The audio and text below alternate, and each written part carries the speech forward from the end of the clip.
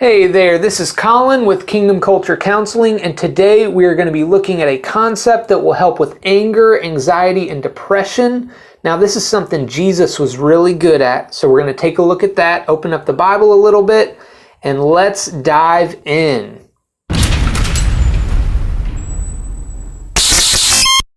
So after my master's degree, I had to do 2 years of supervision before I could get my license, and I worked with an awesome supervisor. His name was Chris. He showed me a lot of really cool things, and one of the things he showed me was this circle of control. So let's bring up the circle. Okay, and while we're at it, let's get a little something else. All right.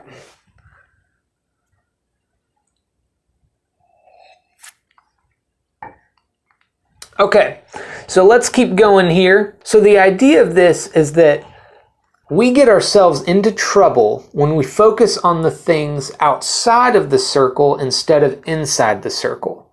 So what's inside the circle? The things inside the circle are the things in our control. Now that includes what I say, what I do, and what I think. If it does not fall into one of those categories, I don't have control over it. So do I control my wife? Do I control my kids? Do I control the grade I get on a test? Or for me as a therapist, do I control the success of my clients? The answer is no to all of those. So does that mean I shouldn't care about those things? Absolutely not. The truth is you have a lot of influence over those things. So I may not control what grade I get on a test, but I do control how much I study, the effort that I put into it. So the teacher may throw some trick questions on there, and that's out of my control. What I do have control over is how much I study. And I know from experience, when I study more, I tend to do better on the test. Another example, you may not control how your kids act, and that's okay. What you do control is how you treat them. What do you model for them? Do you discipline them? Do you train them, instruct them? What are you teaching them? What is their environment? Those things you have control over. Now here is the kicker. When I focus on the things outside of the circle, I lose control of the things inside the circle. Now let's go back for a second. Let's say I constantly focus on the grade that I will get on my test. I won't sleep.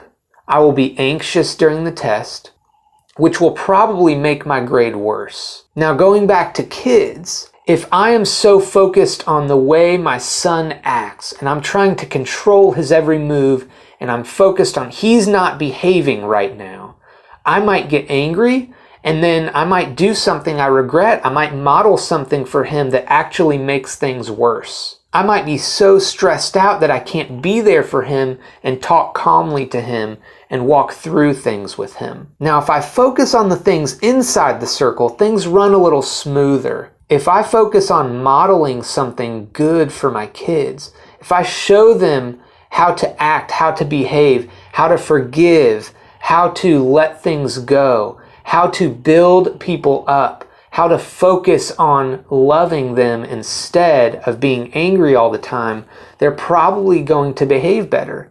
They may not, and that's out of my control, but I'm only responsible for what I do. So I'm a Christian, and I love Jesus, and this drives everything that I do. So let me give you an example of the way that this might influence something for me. So I work a lot with kids in the foster care system, kids that are maybe their parents are getting a divorce, or they've had a parent abandon them. Maybe their dad left when they were young, and they feel guilty, and they feel like that shows something about them. It shows a flaw in them and something that might be messed up in them. This is where I might bring out the question, if Jesus were in your shoes, would things have been different?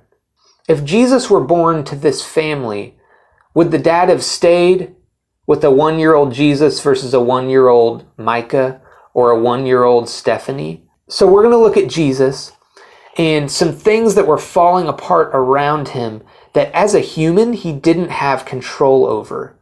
But he didn't let that conquer him. So let's dig in here. We're going to be looking at Mark chapter 10. So we're just looking at one chapter right now. We're not going through a bunch of scripture, flipping around. So as you read, pay attention to this. Was Jesus a failure? Ask this question as you're reading this. So in Mark 10, it starts with Jesus teaching about divorce. So he's teaching about something that was taught in the Old Testament. Nobody understood it. Everybody was abusing it, taking advantage of it, using it out of context. I would have felt like a failure. If I made rules and people were using it to oppress people, I would feel guilty. But Jesus knew this was a problem in the hearts of people. And then right after that, Jesus is teaching, and these children start coming to him.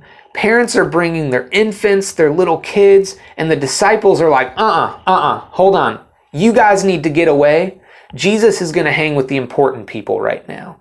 So Jesus, could you imagine just the frustration of, these people that I've been training up and discipling, my closest people, are turning children away, not caring about children. I would imagine for me that I would be thinking, I am a horrible teacher. I'm a horrible trainer. But Jesus doesn't go there. Right after this, you have the rich young ruler who approaches Jesus to follow him, and Jesus ends up turning him away. Jesus actually says, hey, if you want to follow me, you need to sell all that you have and give it to the poor. He knows this guy's heart. And this guy rejects Jesus, turns away, and walks the other way. He doesn't want anything to do with Jesus. And that's the last we hear of this guy. That gives encouragement to me as a therapist.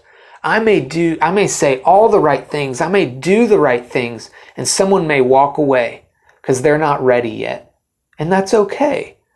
What's in my control is to love them, to care for them, encourage them, to give them truth.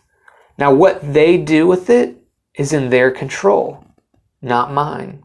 Again, Jesus foretells his death. He's going to be dying on the cross, and so he tells that to his disciples. And nobody understands.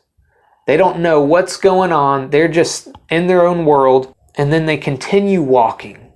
And James and John, these are two of the three closest disciples to Jesus. They're walking on the road with Jesus, and they start arguing. And they are arguing because they want to be very powerful in the kingdom. And I'm not talking about they want to be powerful so they can spread his kingdom.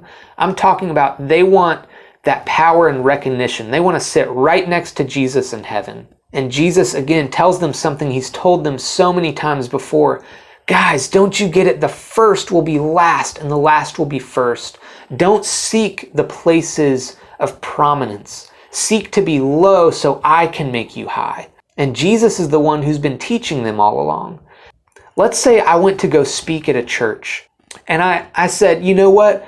They don't have a pastor. I'm going to preach for them for the next year, every Sunday for the next year. And somebody on staff walked up to me and said, hey, Colin, I just want to make sure that whenever you're here, I want to be the one that gets to sit next to you. So when you're up on the pulpit, can I sit in the chair right behind you so everybody sees me and knows how important I am? I would say, who hired this guy? Why have you chosen him? And what have they been teaching you? Who's been training you? Your heart is not right. Now, for this context, that was Jesus. He was the one training them. He was the one that chose them.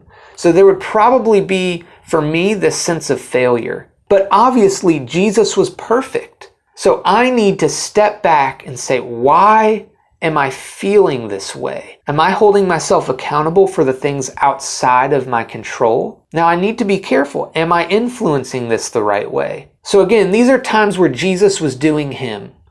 And he needed to do him. And the things around him were falling apart, and that's okay. He focused on doing him and what he was called to do. And that's where we need to be.